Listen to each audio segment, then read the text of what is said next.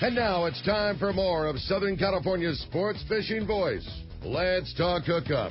This portion of the show is sponsored in part by Ford, the official truck of Let's Talk Hookup. Rancho Leonero, where your wildest Baja dreams come true. Maui Jim Sunglasses, the choice of the best captains. Shimano Rods and Reels, fish with the best. Shimano. And by Yamaha Outboards, official motor sponsor of Let's Talk Hookup. Here we go. Another great hour of Southern California's sports fishing voice. Let's Talk Hookup. Here's Pete Gray and Rock Cod Rick Maxa. Welcome back. Hour number 2. Let's Talk Hookup on the Mighty 1090. Pete Gray here with Rock Cod Rick Maxa. Captain Brandon Hayward from Bight. Sport Fishing is here, talking fishing, all kinds of good fishing. I'm pretty excited to go sea bass fishing. No doubt. Got me pumped up. Yeah.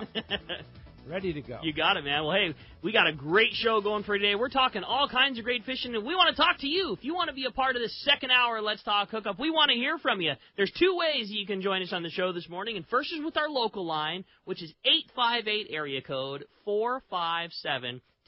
Again, 858-457-1090.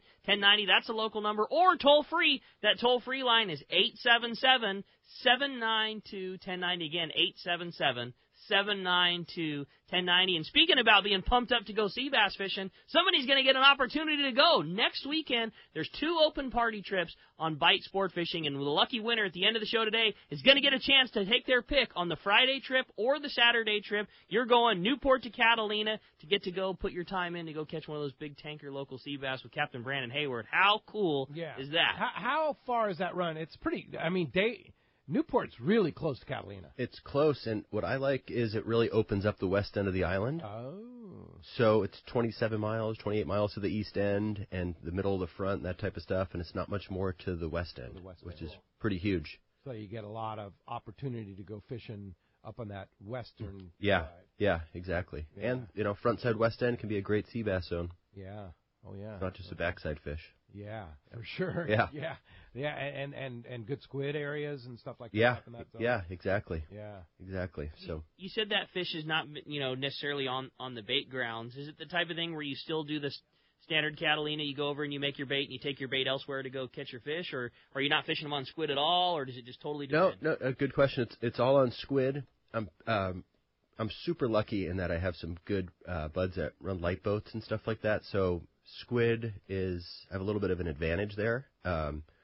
My buddy G. Paul has his permit on the Ultra right now, and Aaron, who usually runs the Native Sun, he does the scoop thing. So I'm always kind of trying to have bait lined up in some way or another, or even like, hey, let's meet here at this time type of a deal. Yeah. Again, charter fishing, different from your buds. With your buds, it's easy to go over there in the afternoon, fish for 2 hours, make bait, do all these things, fish the next day. But when you're on a 12-hour trip, people are paying good money to come out, and I try not to use up their time with the bait-making thing. Yeah. And if you're leaving at a little bit before sunup and coming back after sunset, there's no real time to make bait. So bait's always a bit of a struggle and a hassle, and you always want to have bitchin' fresh dead, and that fish over there, especially shallow, eats that good frozen, no problem. Right. So, yeah, it's an endless bait hustle. Endless. People talk about all the time, and you being a sea bass guy, how important is it for that squid to be alive and swimming in your tank versus dead versus frozen? Is it all one and the same? No, that's a great question. To my mind, live squid, once you put it on the hook and it's on there for a while, it turns into fresh dead anyways, right? Especially when you're using that big hook and you thread it on a few times, it's not living for very long.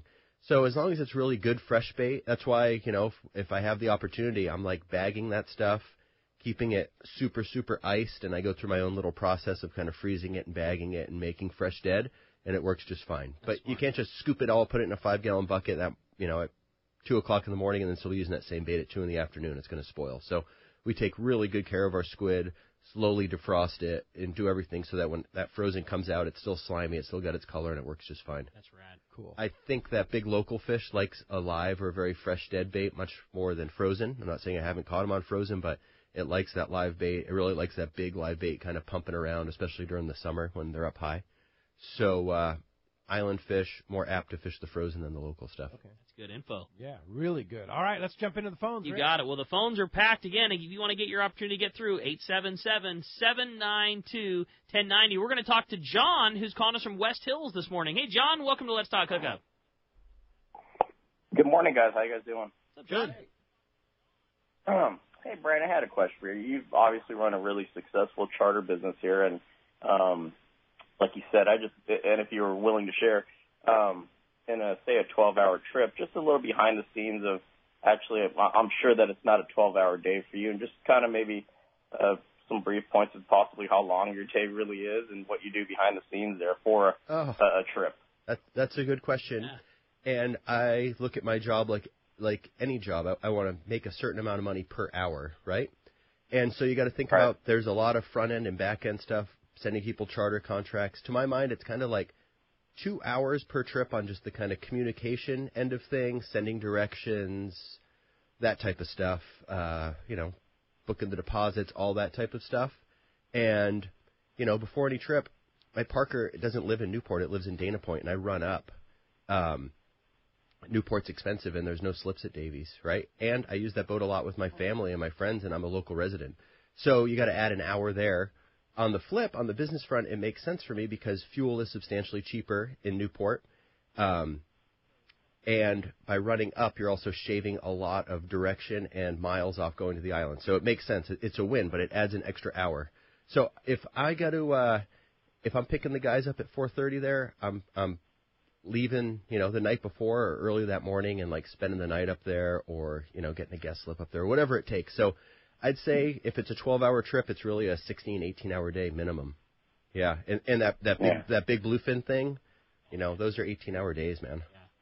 All in by the time you do everything. It's a lot of work. Especially last year when they all wanted to bite in the last hour of sunlight. Right. All those trips, man, we left at 10 o'clock or noon or whatever. Yeah, you're really fishing for the last couple hours. There again is what I love the program that you guys do at Bight. We talk to Wes all the time, and, the guys would show up at 9:30 or 10 o'clock or sometimes even later. And, and he would just tell them, look, there's no point, why stick to a traditional schedule and leave at 6 and have to leave right when it's biting? We're going to go when the fishing's right. And it seems like no matter what, you always kind of tailor those trips to the way that it should be done. Right. Same thing with sea bass right now. I'm on that kind of day program because it's winter and it's more of a daytime fish right now. But you know how it's been in year past, it's a straight nighttime fish. Or you get a sample in the afternoon, but after dark is when you really do your business. So in that regard, might leave at 2, might leave at 4. When the sun's up high and it's June, we used to leave at 6 p.m. That's cool. So yeah, really? Always got to adjust. You guys would rather be at home at the end of a regular day. A day ends at 5 o'clock. Of course, you'd rather be home. But yeah, I mean, I look from afar and the 6 to 3 thing sounds great, and it's you're back at the dock drinking a beer with your buds at 3:45 talking about the day. But I look around in the landscape and the people that are doing that, and they ain't catching nothing good. It's the truth. Yeah. Consistently, So if you really want to do it, you want to cater to the local market, do that big game stuff. And if I had to take people on half-day bass trips and stuff like that, that's just not me, right? I don't begrudge people that do, and I would love to pick up 20 of those charters a year because it's business, but that's not why I'm in this. You know what I mean? I'm in it, A, because it's a business and I want to support my family, but B, but I really love fishing, and I love fishing for sea bass, and I want to do whatever it takes to catch those things. Right. Well, we appreciate you doing it. Yeah, thank you. For sure. Hey, thanks a lot for the phone call this morning. Good call for sure. You want to get through 877-792-1090 just opened up. Brian in Delmar is up next on Let's Talk Hookup. Hi, Brian. Hey, it's P-Rap. I grew up right next to the Poseidon restaurant near the Delmar Motel. In the 1960s, we had seashells on the beach, sand dollars. You could actually dig sand crabs and then catch corbina. My dad and I used to use bloodworms also, and it turns out my dad, Paul Rapp, was in charge of production for Roger Corman, and they made movies about what was popular in youth culture. And so he actually used me in the beginning of the Wild Angels with Peter Fonda smoking a joint. I'm on my little trike coming out of the Venice canals, and then the movie starts, and my dad and I would go fishing, believe it or not, when we were at the Malibu Pier. There was a boat called the Lynbrook, and Skipper Wayne was this really cool guy that had blonde hair, and we would use anchovies as bait, and we always caught the best halibut or I would always catch sculpin or really radical calico bass or sugar bass. It was like total abundance. And then Dad ended up buying a boat in Marina del Rey, and we ended up going over in '68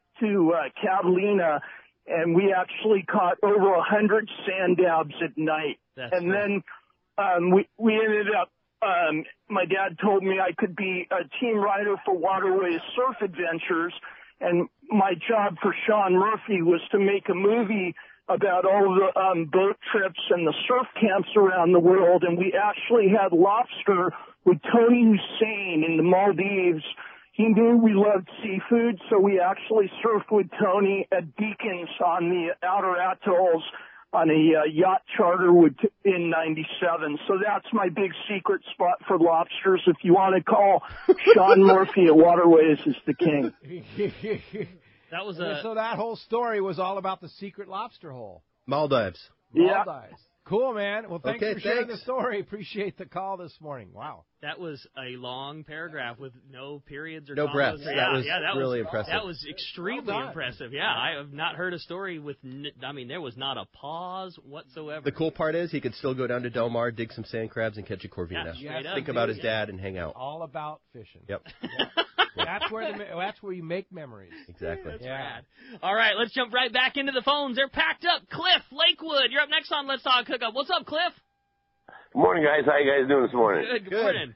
Hey, Brennan, I really love that Bight journal. That's like a big, giant picture book. Beautiful pictures in there. Just enjoy that to the max. It's really nice. Well, thank Love you. going through the old ones, too. It's great. Well, they're pretty evergreen and timeless, so the back issues still play. It's relevant all through and through. A long time. Yeah, exactly. I have never I'm repeating myself, but I've never said someone say like I threw away my journals last week. They're taking up too much room, right? People definitely hold on to them. They hold on to them. Yeah. Revisit it. What's going on, Cliff?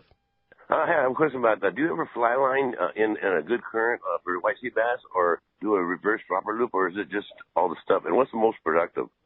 It depends on the time of the year, the water temperature, where they're at in the spawn, and kind of where you're fishing. And I'm going to fish both those things if like the fish are going along with those programs. And another thing I've said many times before, you can fish a dropper loop till you're blue in the face, but if everything's on the surface, you're not going to catch nothing, right?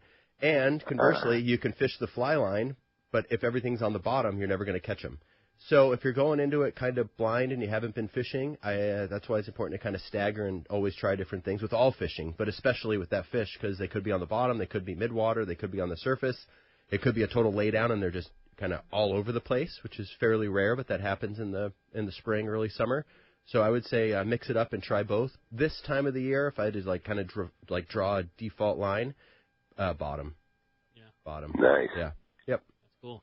Okay, go get him. Hey, Cliff, thanks a lot for the phone call this morning. Check out this week's edition of Western Outdoor News, always loaded with good information. This week, a great story about Big Mike Gardner. Yeah, I saw that. Legend, Nice. That guy is Fish Have No just an Hands. amazing guy. Fish Have No Hands. That's the name of his book, and that's how he teaches you. We got to fish several times with Big Mike, and very, very cool. Good one written by the legendary Rich Holland here. Back at it. Yeah, back at it. How about that, huh? Neat. And of course, all that OC halibut, too. Lots of details. Check it out, this week's edition of Western Outdoor News. Hey, with that, it's time to find out what's going on the water. It's time for our FishDope.com report by the man, your saltwater guide, Captain Dave Hansen. Today, the Catchport sponsored in part by Fisherman's Processing in San Diego. Fisherman's Processing is San Diego's finest, and that's why they're known as the Fish Pros, because once you try them, they're hooked. Not only will they fillet and vacuum pack your fish to your specs, and offer the very best in smoked fish, jerky, and their famous tuna burgers. You can also check out Fisherman's Processing on the web at fishermansprocessing.com for more details. You can see them when your trip returns to the San Diego landings. And now there's a very cool little twist to Fisherman's Processing. Yeah, the Fish Pros. So what Sean's doing now is he's buying commercially caught yellowfin tuna and then processing it the Fisherman's Processing way. Exactly. And so what they're doing is they're doing their hickory smoked tuna in all three flavors, the black pepper, the teriyaki, the spicy, and tuna jerky. And very soon they're going to have tuna burgers, too. And they're going to be able to sell these now either at the counter at Fisherman's Processing, and then they'll also be at that weekend market down in the Embarcadero in San Diego. That's cool. So now if you don't catch enough tuna, you don't get your fix of yellowfin tuna, and you want some Fisherman's Processing jerky or smoked or the famous tuna burger, you can actually purchase it right at their counter right now. I got to talk to Sean about it, and like that's their big deal. Is he's sourcing, individual, fish that's taken Quality care of fish. the way that Fisherman's Processing would want it, and then it obviously gets the Fisherman's Processing treatment of just perfect. You're getting that same table-ready fish into the jerky and into the smoked fish, and it's just that super, super high-end product. So if you didn't go on your long-range trip this year, but you still want to have all that great fish, you can go right to Fish Pros Market and pick it up right from the source. It's so cool. What a cool option. Yeah, for sure. Good morning, Dave Hansen. Hey, good morning, Brandon. Good morning, Pete. Good morning, Rick. How you guys doing today? Great show last Sunday. Got lots of feedback on that show. People love you. Thank you very, very much, Pete. Yeah, so did I. Mike Lum called me when I got out in my car, and he told me make sure I'm going to be at the Fred Hall show, both Del Mar and Long Beach. And then I got a call from Promar, and they want me to speak on their behalf for the lobster thing. So I'll be busy at the Fred Hall show, both of them, Long Beach and down in Del Mar this year. You are the man. So, hey, guys, here we are, little transition week. We finally had our first wind in like 2 years. So it's going to be kind of interesting because we've had some wind, but we haven't had a real blast of Arctic wind.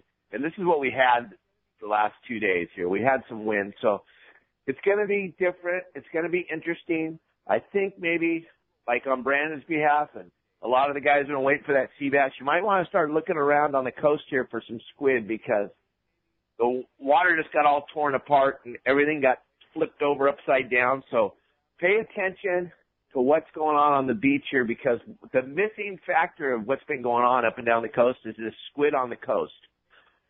So that's what I'd be looking for this next week and a half, 2 weeks while we wait for the wind to calm down. We got some little areas in between where the ocean's going to be kind of flat. You can go look. I'm going to be at Catalina tomorrow on the big boat so we can see what happened to the water temperature and what happened to the clarity of the water. But I really do think that this is going to change that pattern on the coast, and we're going to start to see that squid show up along the beach. So other than that, we really don't have a lot of fishing to talk about because we had this wind event come through the last couple of days. We did have some fairly good halibut fishing, during the week. And that sculpin fishing is still going on. There's some fish to catch at the islands, but really nobody really knows what's going to happen today. There's going to be some boats sticking their nose out, looking around. Then tomorrow we'll get a better look at it. And then we got another wind event coming on Thursday. So go get your reels fixed, get everything ready for this sea bass that's going to bite on the coast, guys. And that's my tip of the week, and I'll talk to you next Sunday. Yeah, that's a good one. And fishdope.com, of course, always good tips, and good tips from Dave Hansen, Mark Wish, and a lot of others. $20 off a new membership to fishdope.com. Just check it out. Fishdope.com, put the code Hookup now, lowercase, no space, Hookup now. You get $20 off a new membership to fishdope.com. Dave, how do we find you? Well, one more thing.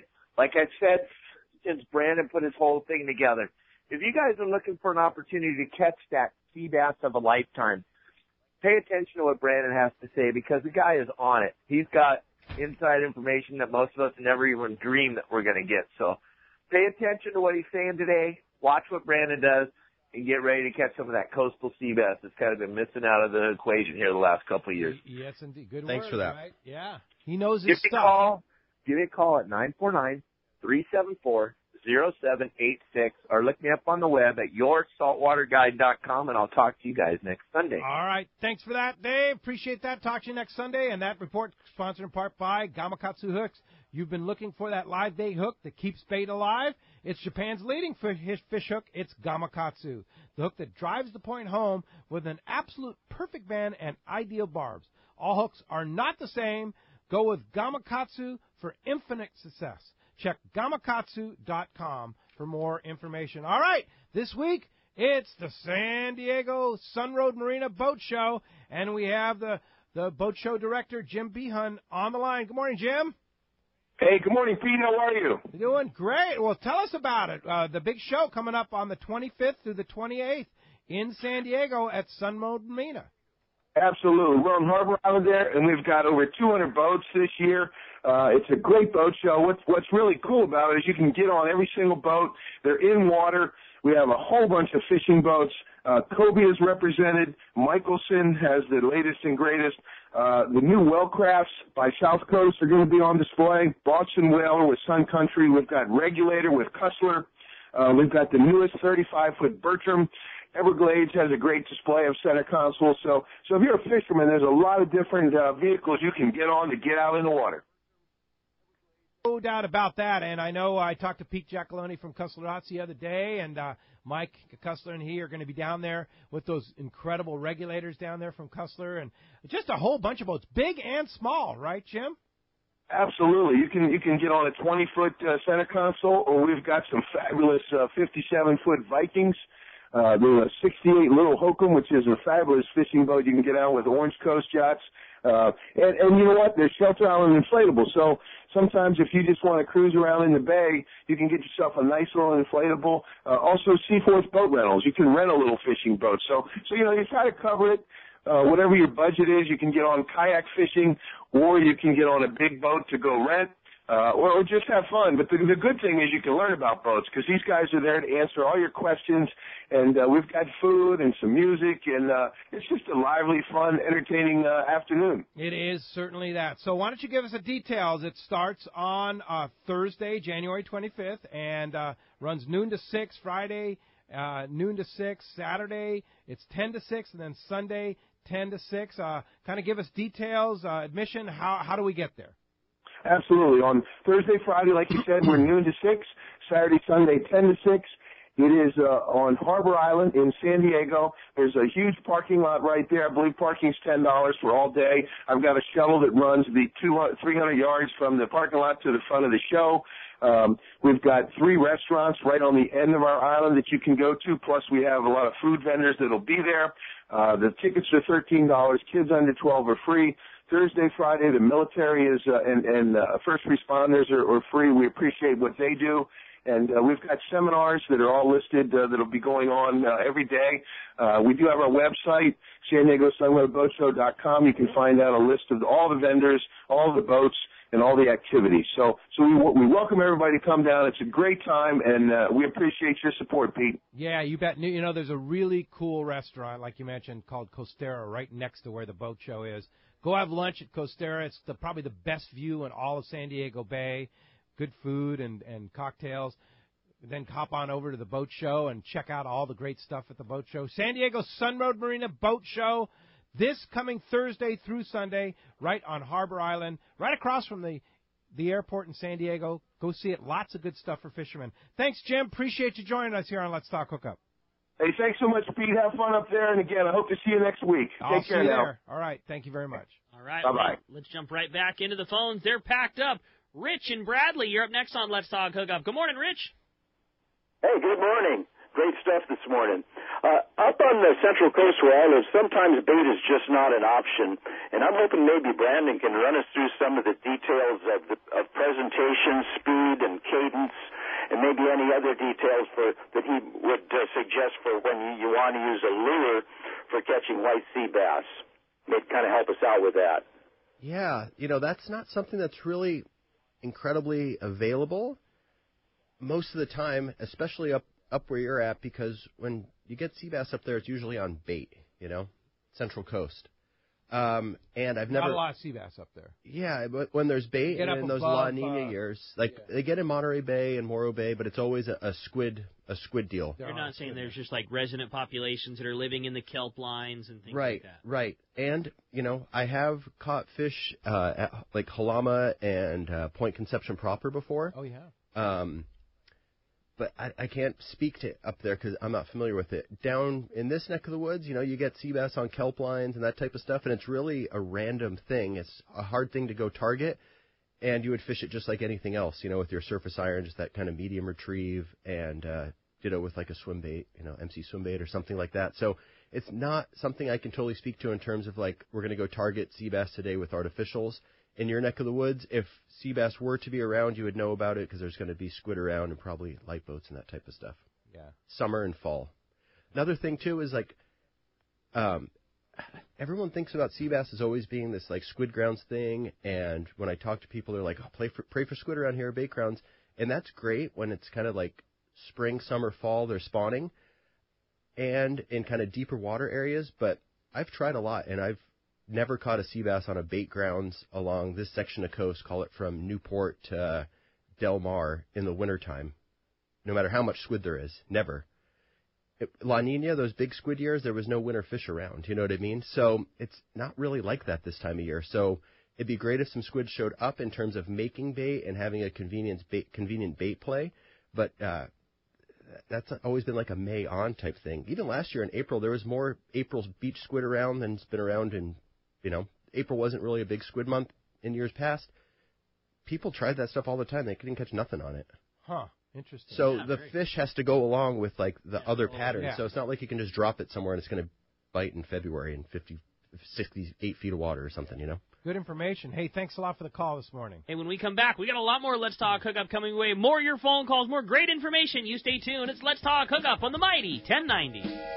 This is Pete Gray to tell you about one of my favorite places to fish in the world. It's Whalers Cove Lodge in Angoon, Alaska. For several years now, we've been hosting groups at Whalers Cove, and this is certainly one trip I do not miss. Each year, the Powers family makes great improvements to the lodge that make this great lodge even better. New rooms, new boats, new fish processing facilities, new outdoor kitchen. The list goes on and on. As for fishing, the calm waters around Whalers Cove are 100 miles from any large town, so you will enjoy wilderness adventure without the crowds. Whalers Cove Lodge has some of the best salt and freshwater fishing in Alaska, and there's no need for a bumpy boat ride for hours. You can find productive fishing for salmon, halibut, and rockfish just 10 minutes from the lodge. Here's the deal. The word is out on Whalers Cove, so you want to go? Book soon. WhalersCoveLodge.com or call 800-423-3123. WhalersCoveLodge.com for the Alaska fishing experience of a lifetime. Great boats, free parking, and a fully stocked tackle shop. Just a few of the reasons Seaforth Sport Fishing is a favorite among anglers. Come aboard top charter boats like the Aztec, Cortez, Endeavor, Eclipse, Apollo, Outer Limits, Pacific Star, El Gato Dos, Alexis, Pride, Privateer, Tribute, Pacific Voyager, and the Voyager. Plus, the new Seaforth Sea Watch in San Diego offer the finest half, 3/4, and full-day trips available. Check out the full-service tackle store at Seaforth Sport Fishing. And it's all run by fishermen for fishermen. 1717 Quivira Road, just off Mission Bay Drive in Mission Bay. Book online at seaforthlanding.com. Fifth Avenue Insurance has a new name. It's Snap Insurance. Still providing anglers and boaters with the best in boat insurance and the lowest rates. The experts at Snap Insurance will make sure your boat and property are covered right. Traveling to Mexico? Snap has you covered. You can even work with your agent to wrap your home and auto with your boat policy to save even more. Call them for advice on your current boat policy or any of your insurance needs. Snap Insurance, 800-527-6617 or snapins.com. That's SNAPPINS.com. It's time for Yamaha's The Key to Reliability sales event. For a limited time, purchase a new select eligible 2.5 to 300 horsepower 4-stroke outboard and have your choice of either 2 free years of Yamaha extended service coverage or up to $1,500 in dealer credit. Reliability starts here. Yamaha. Visit your local Yamaha Outboards dealer today. Offer ends March 31st, 2018. Subject to change at any time. Other restrictions and conditions apply. See authorized participating Yamaha Outboard dealers for details. This promotion cannot be used with any other Yamaha offer. Here's John Ireland for Rancho Leonero. The ranch is small, it's very personal, very intimate. I don't think there's anywhere else that you could have the old Baja feel and have all the miles of beachfront, the palapa roofs and the stone walls. There's not a room that you don't have some kind of ocean view. You don't give up any amenities at the ranch. It's just very rustic. You know how when you cook outdoors it tastes better? Well, that's Rancho Leonero. It just tastes better. We have paddle boards, we've got kayaks, we've got snorkeling equipment, of course. We've got 12 super pongas. We have dive trips. We've got over 40 kayaks at the hotel. We've got all accurate equipment, very top of the line. And when the fishing's good, we'll freeze your fish, pack it all up, send it home with you. People love it. They'll come back 5-6 times a year. That's the highest accolade we can get.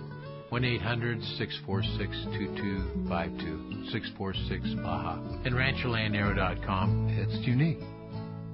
XEBRS 1090 AM, Rosarito, Baja California. San Diego's sports leader. The home of ESPN Radio. The mighty 1090. Welcome back to Let's Talk Hookup on the Mighty 1090. We're having fun here in the Mighty 1090 studios with Mr. Brandon Hayward from, Captain Brandon Hayward from Bight Sport Fishing, Bight Fishing Charters, 2 boats, fishing all kinds of different stuff up and down. Again, let's talk about it. Sure. How do we go fishing with you?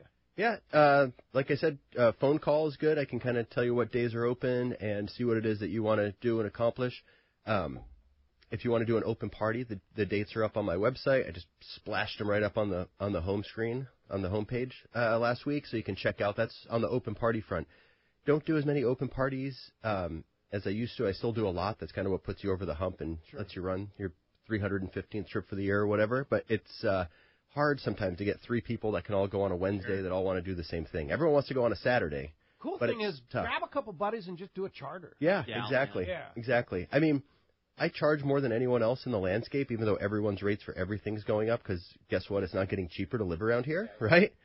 But you deserve it because you catch fish. Yeah, and it's a job like anything else, and, you know, a mechanic gets $90 an hour. Everything expensive these days. 90? Yeah. So, 120, whatever. Yeah, exactly. Let me get your mechanic's phone number. Right, exactly. Real briefly, if you kind of do the math on what it costs to own your own boat, the number of times that you're going to use that boat and kind of divide it out and map it out, it becomes a bargain real fast. It's serious, man. Yeah, and if you compare what I charge per day versus what it costs to go on a long-range boat or to fly down to PV or do any of that stuff, it's right on par per person. Yeah. And you have really nice boats. Those 20 Parkers, little cabin inside to stay warm if you want. Top of the line electronics, top of the line bait tanks. I mean, everything. They're outfitted for sure. Yeah. And it's just nice having that pilot house and that little V-berth where a guy can lay down or stretch out his back or do whatever. So it's the perfect boat for me. And, you know, like I've said this before as well, but people sometimes go like, oh, hopefully you can get a bigger boat someday. You know, I'm like, I don't want a bigger boat. I want one engine, and I want this boat because it's perfect for what I want to do. I'll put this thing in 9 feet of water if I have to, whatever it takes. Yeah. Well, and that's the thing. You can get a bigger boat. You know, that's not the boat that fishes right. The way you know what you're doing. Clearly have had amazing success targeting. You know, I mean, you've kind of, you know, cut your teeth on targeting trophy fish. You know, I mean, that's, like you said, almost to a fault where, like, that's starting to be what people expect. But, I mean, for a living, you target, like, people's lifetime trophy, and unfortunately to you, have way too good a success doing it. Right. And I started when we were in, like, the bowels of, like, arguably some of the worst fishing we've ever seen, 2011, right? Guys were going bankrupt and stuff like that. So, it's fun. It's You've fun, done man. well, and both Rick and I fish with you. It's fun fishing with you. Yeah, no doubt. And it's whether you catch or don't catch, you have a good time. You want to create an experience for people. You know, everyone says you can't control conditions and if they're going to bite.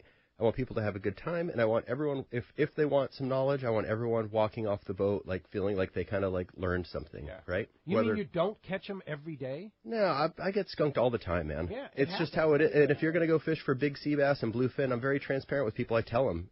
Dave Hansen gets skunked once in a while. Everyone does. Did you know that? Yeah. I doubt Dave does, but I'm sure everybody else Even does. even the calico bass don't bite sometimes. You know, nothing's easy. If you don't have the conditions, nothing's going to work out for you. So I'm super transparent, and you know. Some people call and they have too high of expectations, or they're just expecting certain things, and I say, like, I don't think I can deliver that to you. You know what I mean? What are the chances we're all going to get limits? Like, it's just a good. You're offering a great experience on the water. I'll tell you the other thing about Brandon that always impresses me too is you know I hear from you and from your customers at the shop like, oh, I was supposed to go fishing with Brandon this weekend, but he called me and said that conditions weren't right. You could just as easily take that group of people out and, you know, give it the old college try, but you already knew that you weren't going to catch for whatever reason.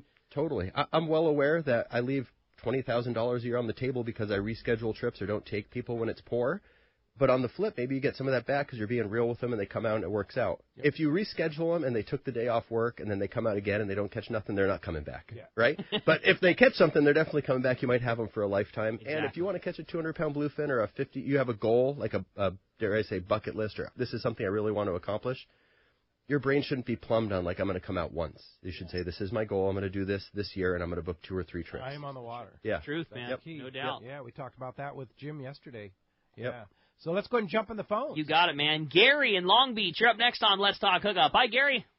Hey, how you doing? Good morning. A couple of quick questions. I'm just curious if Brandon ever does anything like troll-wise for sea bass, trying to find live bait or any kind of thing like that. You know, that's a good question. I've never trolled for sea bass. You definitely hear these stories. You know, I was fishing for thresher sharks. I got one on a Betamatic, blah, blah, blah. Guys in San Quentin have done well trolling before, but I think a lot of times when they're trolling, there's just such an incredible biomass of fish. You could be trolling, casting, jigging, and still get them. So it's really not that big of a troll fish, although sea bass are a lot more like a salmon than people give them credit for, and I think a viable way to catch them, especially early season when there's no squid around, would be get out in deep water and troll with downriggers or something through bait balls. I'm sure there's other tactics we don't use. Like bounce balling for halibut. All that stuff. Yeah. So it's not something that I have done. I've never caught them slow trolling. I've caught them slow trolling with live bait before. But no, it's not. It's to my mind, it's not a troll fish. That bluefin is 100% a troll fish when you're going to try for it with that yummy flyer and stuff. Sea bass, not so much. But what was your other question? And another just quick one. Just what's your thoughts on how would you rate the area between, say, the border and Ensenada area as far as coastal sea bass fishing?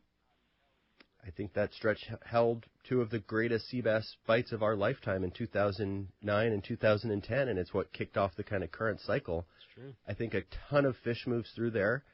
Peer tagging studies have shown that fish will go from Salsipuedes to Monterey. That's why I kind of made the salmon reference.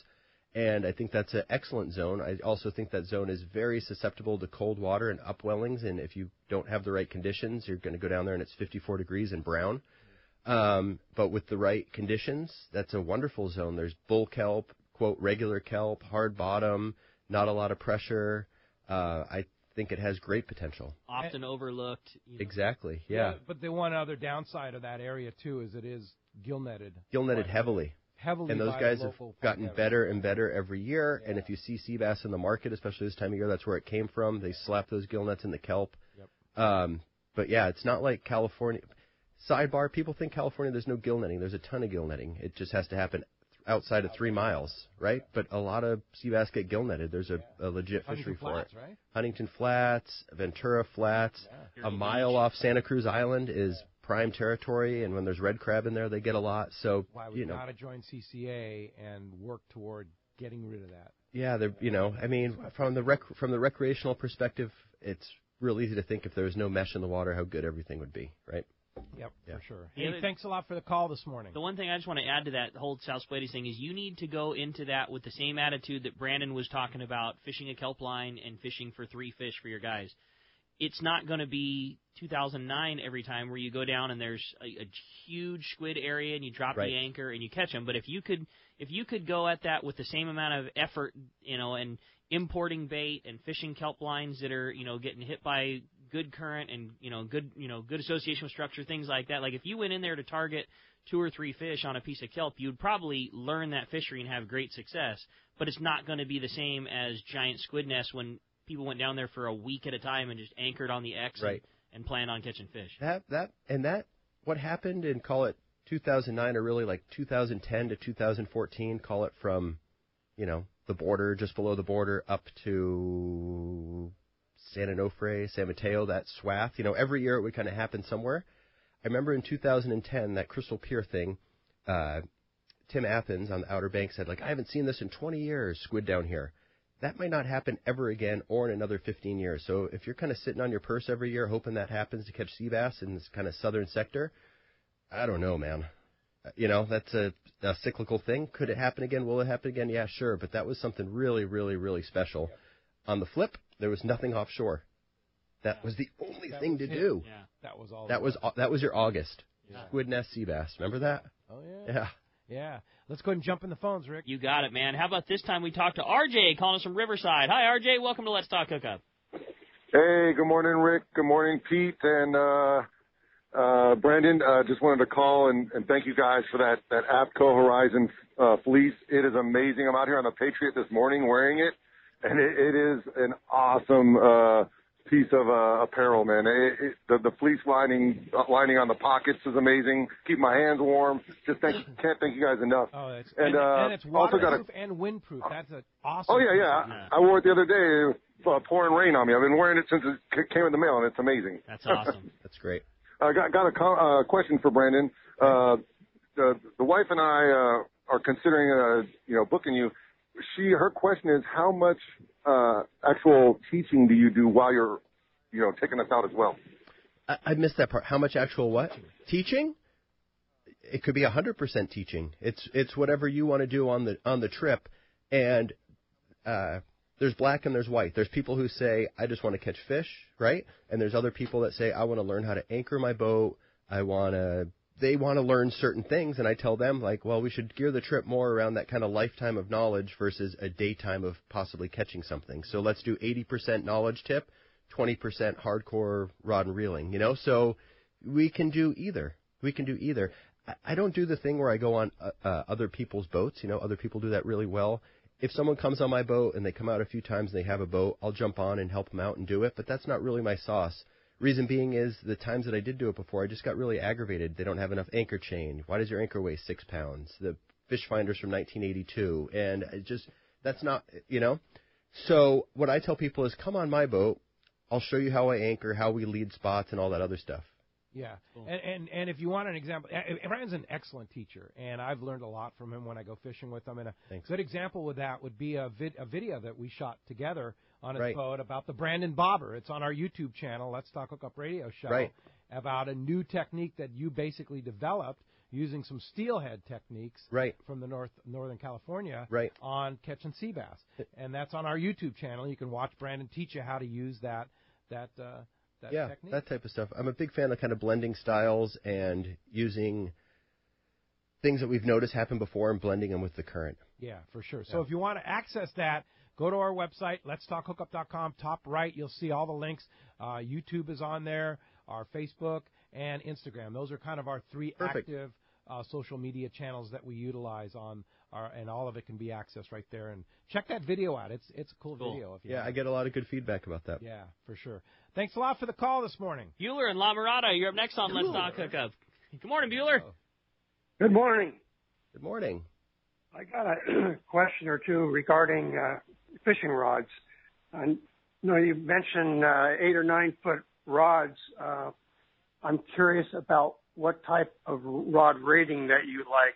Most rods have something like 20 to 50 pound or something like that. And what I've noticed is that I usually will use the lower weight line because most of the rods don't handle the heavier line. So that's one question. And then the other one regarding the rods is fast tip or parabolic like the old fiberglass ones. Okay. I wish I could do a Ben Stein voice, like Ferris Bueller's Day Off. How's Ferris, by the way? Exactly. Save Ferris. Line rating. So let's see, what's an example? Like the classic Southern California rod, like a CalStar 278 heavy. That rod's rated for 15 to 40, and it's always been a great 20 to 25 pound rod, right? So kind of that middle of the road type thing works good. Some companies went so far as to have the bottom weight like 20, the top weight 50, and then in brackets like 25. Like this is what it's going to fish perfect for. So anywhere in that range. And parabolic versus a stiff backbone. This is rods and reels are an extension of your body, just like a surfboard or a skateboard or a fill in the blank. So what's right for one person isn't right for the other, and it's a tool. So I'm going to pick that tool based on what I want to do. So parabolic and something that bends real good are that classic glass. If I want to cast a surface iron, I would use that. If I want something that absorbs head shakes really good and has some shock with a short top shot, I'm going to go for that type of thing. And if I want straight up like lockdown power, fishing Cabri on a Tony Reyes trip or that super huge sea bass in the kelp or 40-plus pound yellows, and my goal is to stop them for a certain reason, then I'm going to use that rod with, quote, a lot of backbone. So not to be redundant, but rods are a tool. Pick the right tool for the job and kind of have a quiver with a few different things that kind of can get the job done for you. Great answer. All right, Good one. Hey, thanks a lot for the phone call this morning. Sylvia in Santa Barbara, you're up next on Let's Talk Hookup. Hi, Sylvia. Hello, gentlemen. Hello, Brandon. Hello. Hi. I'm wondering, what's your best bait you use for lobster? That's a good question. A lot of really hardcore lobster people have their kind of blend and what they like. My answer is whatever I can get for free. So if I can hustle some sardine off a Sport Boat Buddy or get some skipjack or bonita carcass or any of that stuff, great. Salmon head or carcass, great. Fresh mackerel, great. I think it all kind of plays the same. I focus more on thinking about how to lead spots, where the cracks and crevices are, how the current's going, and I think the bait part. What I like about lobster is it's really easy, and it strips a lot of the other stuff that we've been talking about kind of out of the game. So you just got to focus on depth, areas where there's lobsters, and on the bait front, I don't obsess over it. I don't use any scent. If somebody gave me some free scent, I would use it. Like I've got that Poutsky stuff before, or Menhaden oil, try this, you know. I don't see a difference to the point where I'm going to go spend $50 for a jug of juice. Right. So I'm just more about, good fresh bait. It is a misnomer, like, make it rotting, like you want it fresh is better. Right. Halfway through the night, if it's a long night, I'll definitely put in some fresh bait, or if there's strong current, like every set, put in a little bit of Fresca there.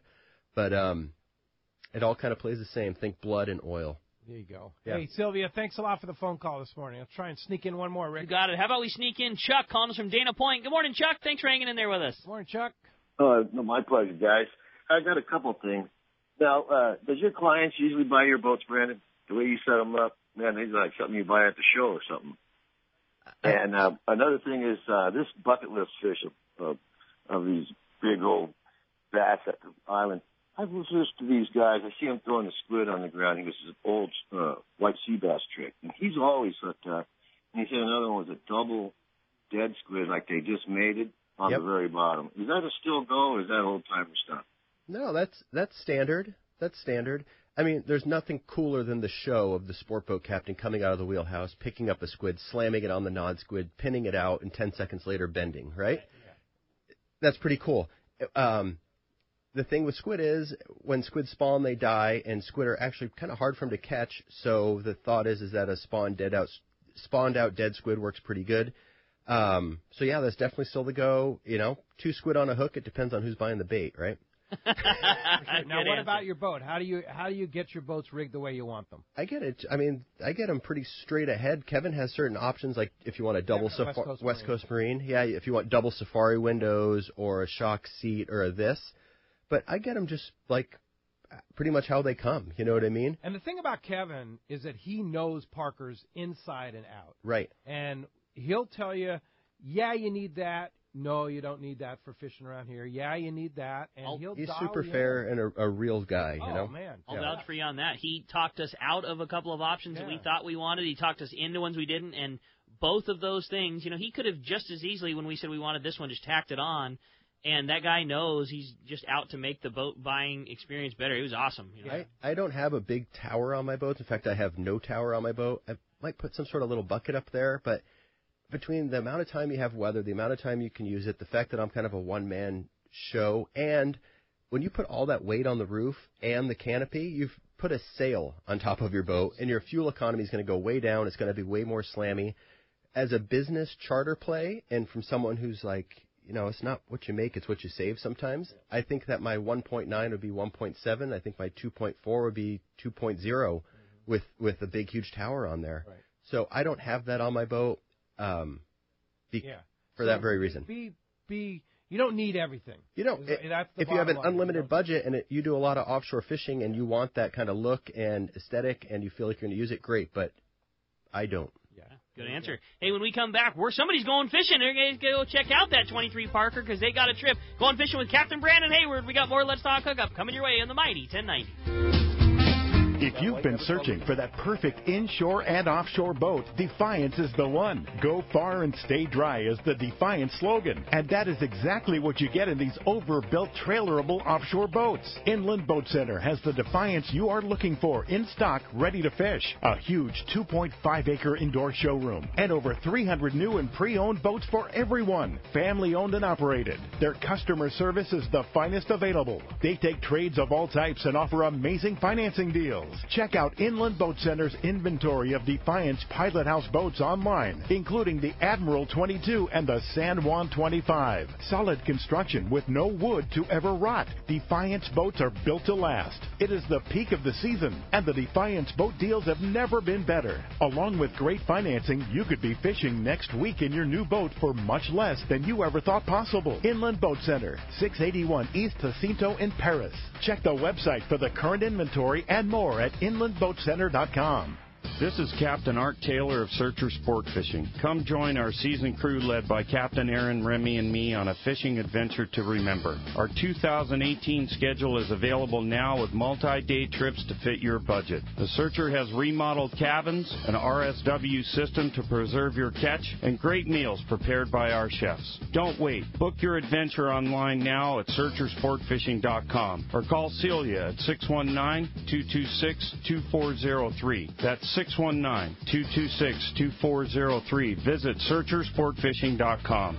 When it comes to fishing rods for saltwater, there's just one name you need to know: CalStar. Take, for example, the Graphiter series. It's a true graphite and fiberglass composite rod, the finest that's ever been built. And for anglers seeking traditional performance, durability, and quality at an affordable price, the CalStar West Coast series of rods and blanks are the ones for you. Their master craftsmen bring decades of rod building experience to every rod they make. So if you want your fishing rods to be truly state-of-the-art, I always recommend CalStar at fine tackle stores everywhere. When you put on a pair of Maui Jim sunglasses, the world begins to look different. Colors are more vivid. Contrast is clearer. Details are crisper. Wherever your vision leads you, beauty follows. With polarized lenses that eliminate glare and enhance color, Maui Jim sunglasses won't change the world. They'll change the way you see it. Color, clarity, detail. Maui Jim. Welcome back to Let's Talk Hookup on the Mighty 1090. All right, the big winner, going fishing with Captain Brandon Hayward, Bight Fishing Charters again. Open party trip Friday or Saturday from Newport to Catalina. The big winner today going to Sylvia in Santa Barbara. Congratulations. You are going to love fishing on those Parkers. You go, girl. Indeed. Yeah, you're going to have fun going Nice. fishing this Friday or Saturday. Your call. Yeah. Yeah, fun. Now, if somebody else who didn't win it wants to go fishing with you, you have availability. Yeah. That open party schedule is up on the website, like I said, bitesportfishing.com, or give me a call. Let me know what it is you want to do. Keep in mind that the open party thing, what we have up, that's kind of what we have. There's no other availability. So I can't just kind of like, I want to go fishing on a Wednesday and it's one person. Charter, yes, but it's tough this time of year to bolt together three guys kind of midweek. So love to get guys out. The dates are up there. Give me a call. I can kind of tell you more about it. But that's the go. Awesome. And fun time. One more time. Phone number. 949-212-0719. All right. Yeah. Call him. Go fishing with Brandon. You won't be sorry. Brandon, Thanks, guys. Thanks a lot for your time this morning, and thank you for listening. Thanks to Adam for doing all that he does. The archives will be up in minutes, I am sure, because he's so good at that, on our website, letstalkhookup.com, podcasts, etc. It'll all be there. And thank you out there, too. We'll be back next Saturday and Sunday. Next Saturday, Captain Tim Ekstrom from the Royal Star will be in the Mighty 1090 studios with Rick and myself.